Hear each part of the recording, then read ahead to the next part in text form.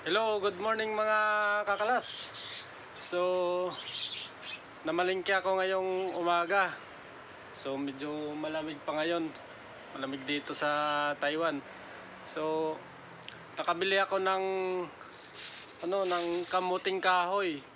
So, 2016 pa ako dito sa Taiwan. Ngayon, 2024 na. So, ngayon pa lang ako nakabili ng kamuting kahoy dito mga kakalas. So ayan, ipapakita kasi inyo yung kamuting kahoy na nabili ko. So ito siya mga kakalas. Yan. O medyo yan liwanag. Yan. Yan po yung kamuting kahoy. So kalain nyo yun mga kakalas. Dito sa Taiwan, pahirapan ang bumili nito. Hindi araw-araw meron. Talagang ano lang, tsimpuhan lang. Tapos ito, nabili ko to sa sa Yinan na tindahan. Sa Yinan po to ko po nabili. Nakita ko kanina, nag-ikot-ikot ako sa palengke. So yun, maaga pa kasi ako. Dapat maaga ka na rin kasi pag medyo tanghali na, wala ka nang maabutan nito. So yun, matagal na talaga ako nitong naghahanap mga kakalas dito sa Taiwan. Yan. So nakabili ako ng laman ng kamuting kahoy. So yun. So ang nabili ko na to, yan, medyo marami-rami din. So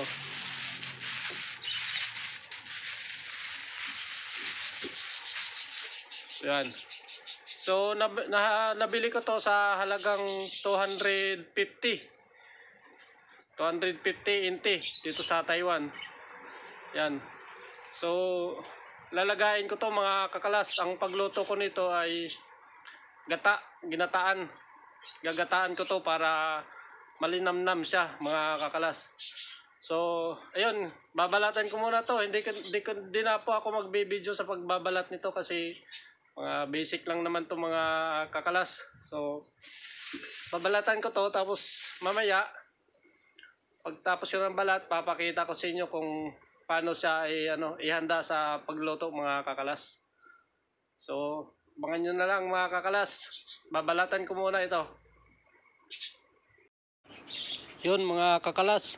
So ito nga pala yung sikreto para sumarap at bumango yung ating lulutuin na kamuting kahoy mga kakalas. So ito, ang tawag nito is lemongrass o di kaya tanglad. Yan. So ilalagay natin yan sa ilalim. Tapos ito na yung nabalatan natin na kamuting kahoy. So putulin ko na lang to, tapos ilipat na natin dito sa kaldero mga kakalas.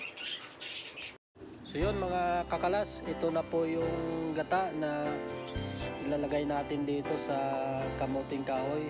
So yan, lalagay na natin. Yan, so saktong-sakto lang po yung ilagay natin dito na sabaw ng gata. Yan. Huwag naman po masyadong marami. So, sakto lang siya na maluto po yung kamuting kahoy.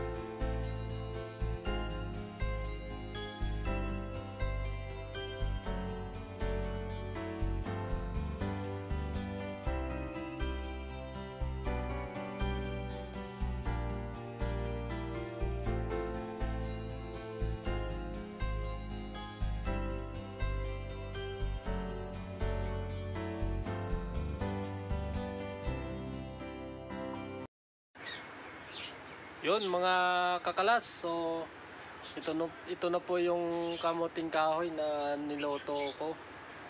Yan, ginataan ko siya. Ayan, no?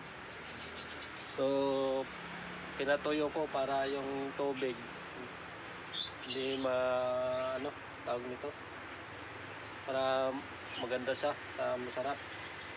Hindi siya mamasa pag ano, pag tuyo. Ayan.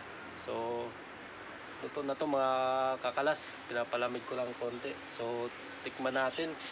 So, masarap yung ano, maganda yung kamuting kahoy kasi yung ganito sa amin parang malagkit sa tawagin, kulay dilaw. Yan, kaya ito yung masarap pag niluto. Yan, tikman natin. Yun. Kamuting kahoy mga kakalas, kain tayo.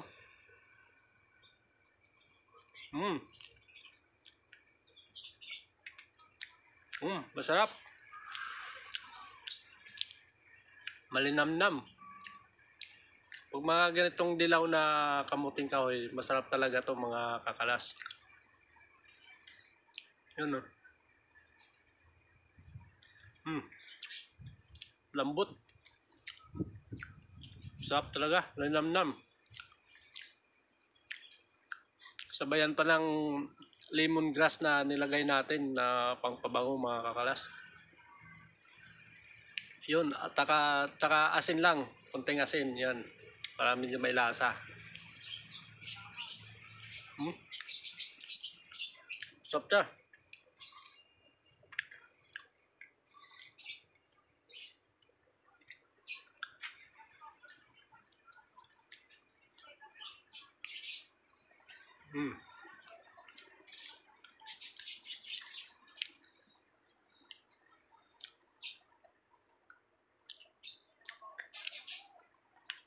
Yun, merienda mga kakalas. Masarap talaga luto pag mga ginataan. Yun.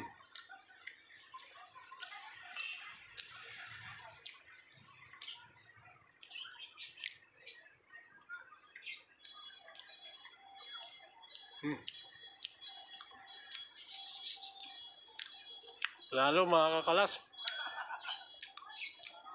2016, ayun, 2024 na.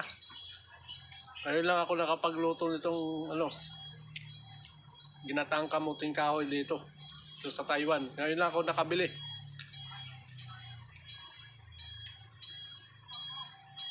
Lalo.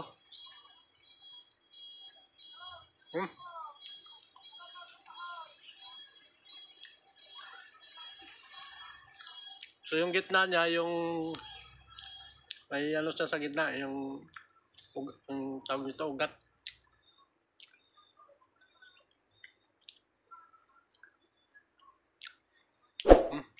Lalo mga kakalas. Salamat. Bye-bye.